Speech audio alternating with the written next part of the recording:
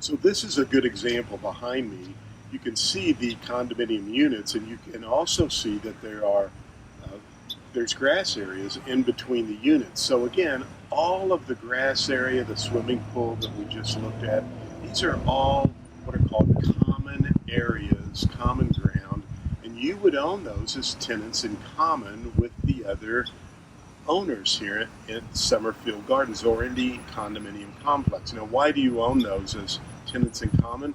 Remember, with tenants in common, there is no right of survivorship. So your heirs also inherit your fee simple title to your condominium unit.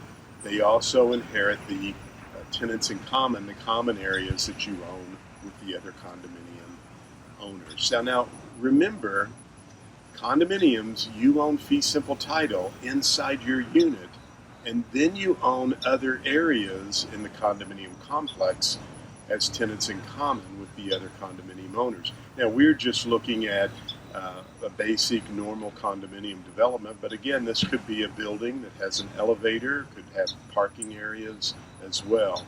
A cooperative, on the other hand, is a proprietary lease. It's a lease, it's stock ownership. You're actually purchasing stock. If you do not pay your taxes here at the condominium complex, you could lose your property. Same way with your mortgage payment. Hope this helps you out.